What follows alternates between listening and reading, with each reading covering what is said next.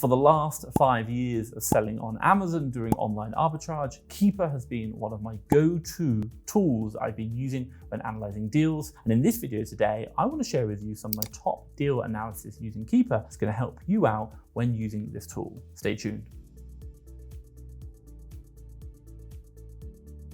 Right, if you don't know who I am, my name is Thomas Parkinson, and I've been selling on Amazon now doing online arbitrage for the last 5 years. Now in the UK, I'm a 7-figure Amazon seller, and in the USA, I'm also another 7-figure Amazon seller there, and hopefully I'm going to expand into another marketplace in the near future. And if you're interested in learning how I've done it and what I'm doing on my journey, then do make sure you hit the subscribe button down below. But hey, enough about me. What are we going to go through today? Well, first things first, number one, I want to go through how to spot a private label product or brand on Keepa. Number two, I'm going to talk about how to spot misleading ASINs on Keepa, and there's some interesting data you need to see about that. Number three, I'm going to talk about how to spot if Amazon is sharing the buy box, which is another common question, and using Keepa for that as well. Okay, so first things first, how to spot a private label product. Now, when you see that an ASIN is being sold by one or two sellers, most likely, and not always, but most likely it's going to be what's known as a brand restricted product. Now, you could buy this product and sell it. The chances are that you could get an IP complaint from the brand owner. And it's just a big warning flag. And the one thing I say, well, you should worry about IP complaints is because if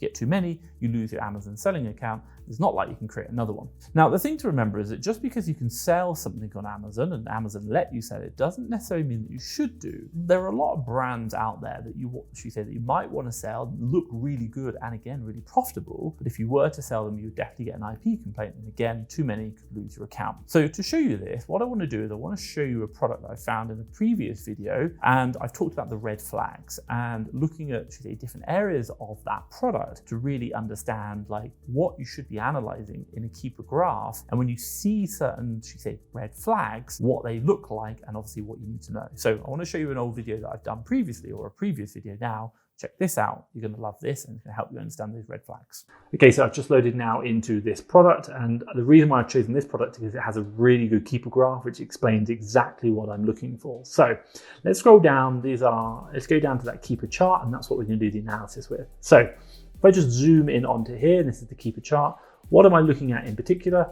I'm actually really looking at this bottom graph right here, which is called the new off account. So down here, the new off account. And what you can see, it's been consistently 1, 1, 1, 1, 1. We've had the odd two, so like there were two sellers just there, another one there, and another one there. But what happens is the moment they come on, they've been taken off again. Now, for me, that is a really big warning sign to say, whoa, there has not been much competition on this. If any competition at all, there's always been one seller, i.e. Amazon. And as a result, I should be very, very careful about this. Now, the reason why I chose this one product is there is an amazing part of this graph that you really want to look at. So what I'm going to do is just go back to all time. And what I'm going to do is zoom into this section right here. So what I can see is back here, back in like October, there has been so many sellers. You've got like 20 sellers, 21, 22, 22, 22. And then one day it just stopped. It went from 16 down to 1. And that massive down, that slope, is a big, big red flag to say something is not right with this product. Everyone has come off this listing. Now, I can understand why this is Amazon, but if you're seeing that big drop, then no other sellers afterwards, that is a big, big red flag to say this product, you've got to be super careful about, and probably I would stay well clear of it, because I think they're going to issue a brand or IP alert, and as a result, I might be able to sell it. But if I try to, I'm going to get an IP complaint from Amazon or from the brand owner. And as a result, that's going to put a mark on my Amazon account health. And I don't want that. So keep an eye out for that. It's going to be super important. Okay, so today I'm talking about Keepa, sourcing with Keepa. Now the question I want to ask you, what are your experiences sourcing Keepa? Are you using Keepa? Are you not? Let me know in the comments down below. I know some people don't like it. I think it's like, you have to use it. But let me know in the comments down below what you think. Now, this leads me nice on to my second chapter, how to spot a misleading ASIN. There was a time when, I sourced products and I reviewed it using FBA multi-tool. Now the tool itself, it's a calculator tool, it's a great tool. It gave me good stats about the product itself. However, upon checking within Keepa, something seemed a bit different. Now, the thing about this product was that FBA Multi-Tool was, should we say, overestimating the sales a month. I think it was saying about 450 to 530 units. But when I double checked it with Keepa, I saw that the drops of the products, that should we say the sales rank and the drops of the sales rank per month, indicated that this product was probably not selling anywhere near that expectation, like what, should we say, the sales calculator was saying. Now, this is really important. Why? Because as sources and, should we say, people buying products, we use these tools like FBA Multi-Tool, SellerAmp, and SAS all the time, and they are great tools and they work 9 times out of 10. But we should always just be checking the data with what the Keepa chart's telling us and saying, does it align? Do they look the same? Now, to show you this, what I want to do is I want to show you a video or show you the product that I found on video, where if I had bought it, I would have lost about £2,500 in stock, or should we purchases, because obviously it would never have sold. So watch this video now, and obviously going to show you this, should we say, red flag, or should we say this warning about an easy mistake that can be made when you solely rely on one tool. Check this out. So when I came down to the Keepa chart, I can see that the buy box price, and if I hover over now, that's kind of gone down, but I'm still profitable where we are now with a great margin. The other thing I noticed also as well, new offer count is increasing, i.e. the competition. Not too worried there, it's been pretty flatline for about the last month and it's actually slowly coming down, so not too worried there. But the one thing I did notice, which kind of rang immediate alarm bells to me, was, and what I discovered, and should we say I discovered something, was this sales rank. Now remember, this product is supposed to be selling 1,000 units per month, and it's a variation listing, so they're about 50-50, so I'm going to divide that 1,000. You shouldn't have to, but I'm just going to be safe and do that. So 500 we're saying it's selling. Now I looked at this sales rank chart and I looked at that line and I was like, even in America with much higher sales velocity than in the UK, that graph does not look like a product which is selling 500 even, or 1,000 or even 500 units per month. It's like something doesn't seem right. The tool that we're using, FBA Multi-Tool, and what I would just want to say, FBA Multi-Tool is a great tool. I really like it. I really recommend it. I think it's a fantastic tool and I've been using it for a number of years, but it is a tool providing information and it's our job to check that information and to just make sure that we're happy with it. We should never ever take this information blindly. And what's happening here is that, in my opinion, what I'm seeing is that the information coming from the tool doesn't match up with what I'm seeing in the Keepa chart. And as a result, I could be making a bad decision. How big are a bad decision? Well, I could be out there buying right now $2,500 worth of this product, whereby it's just not selling that. And I'm probably going to be sitting on about a year's worth of stock. That is going to be a big cost in my business. Now, what's happening? FBA Multi-Tool is overestimating the number of sales per month. It's saying 1,000 for this listing. Now, if I come down and look at Keepa, like I said, I just don't think it's doing that. Now, let's double check this. The one thing we do know is if we scroll down, this product is sales rank 25,777, and it's going to be in the kitchen and dining. Now, one other thing I always check if I'm just wanting to double check something is I'm going to jump over to the Amazon free sales estimator, and I've already typed this in here, and you can see if I'm in the USA, sales rank 25,000, kitchen dining, this product is selling 270. Now we've got FBA Multi-Tool saying 1,000, Jungle Scout saying 270. For me, that's quite a big variation. That's a 4 times, not like 4 more, 4 times. That's pretty massive. Now, also as well, think about it is actually a variation listing. So how you want to interpret them is up to you. For me, generally, I'd probably take the listing on its own to say this does 270, but what you might want to do is then divide, you can if you want, divide that 270 by the number of variations and attribute the highest proportion of reviews to that one listing, which is the highest proportion of 270. I hope that makes sense. Quite simply, what am I seeing here? Well, the tool is giving us one number. When I come down to Keepa, I'm seeing a different number, and let's jump back to that Keepa chart and I'll show you now. Now, some people do talk about a methodology whereby looking at this count the drops method, 28, it kind of works, but when you're doing higher volumes, it's not a very good one. But for me, I'm looking at this and I can see movement, but I wouldn't use count the drops method for where it is now. It's too low. But what I would say is that my understanding of, should we say, roughly sales rank, how Keepa charts look, and the corresponding number of sales would lead me to believe that this graph does not look like a product which is selling 1,000 units per month.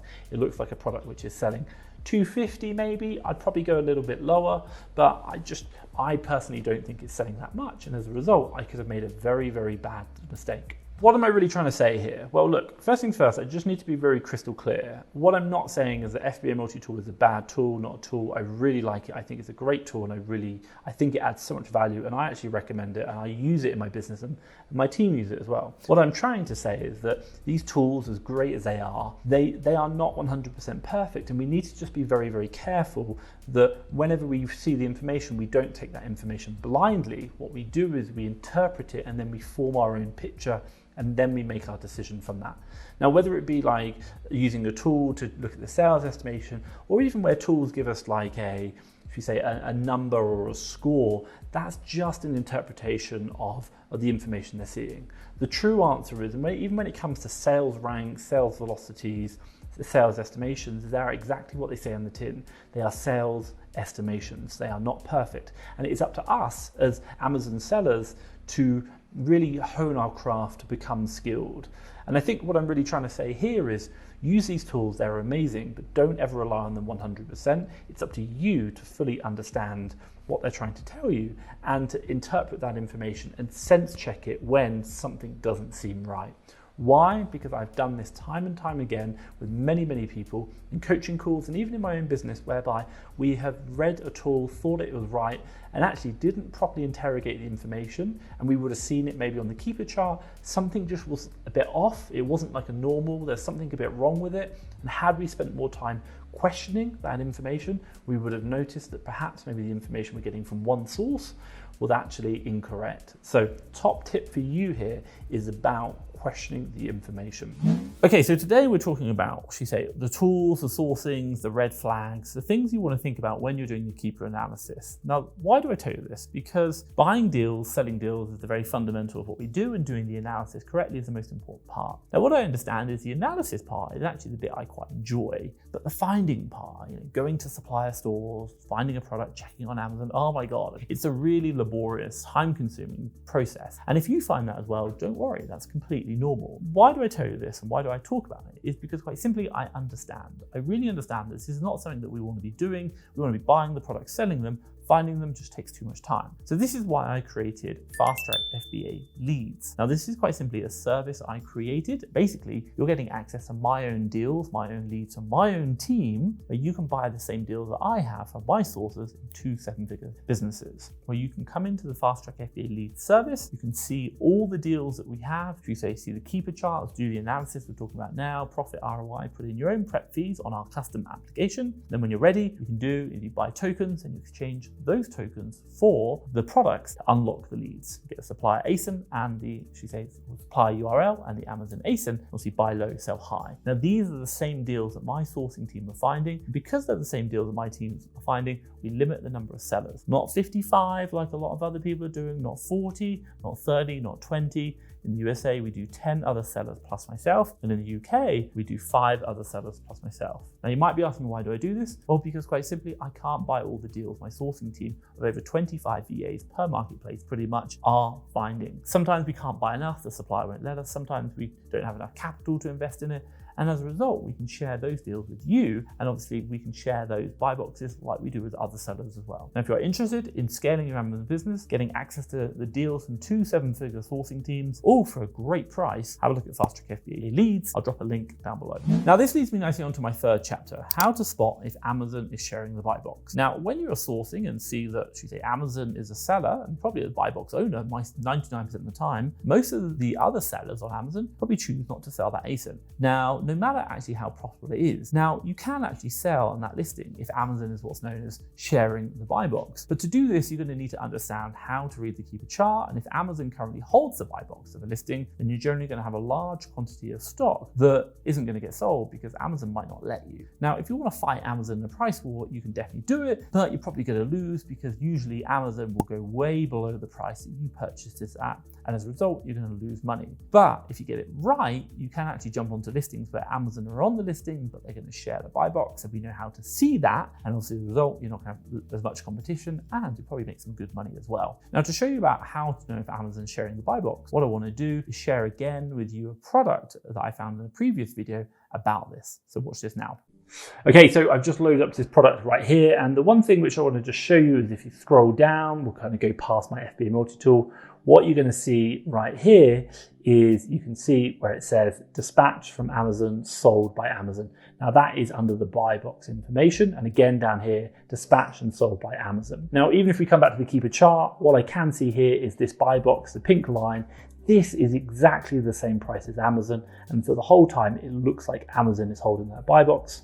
And if I zoom in and do a little bit of a better thing, and to hover over the buy box price, buy box here, along that top bar, you'll see it is completely like yellow, which means Amazon is holding that buy box for the whole of that period. Now for me, what does this show? Amazon are currently on the product right now. Number two, looking at the review of the data or looking at the buy box, they've held it for the time period that I'm looking at. And number three, Amazon's price has changed with the market price and they've never shared that buy box. If you want a final top tip to check if Amazon is sharing the buy box, come over to your Keepa, click on data, go to buy box statistics. And what you're going to look for is here, you can change the date range and let's call it to 180 days. So the last half a year, 6 months, Amazon has held the buy box 100% of the time.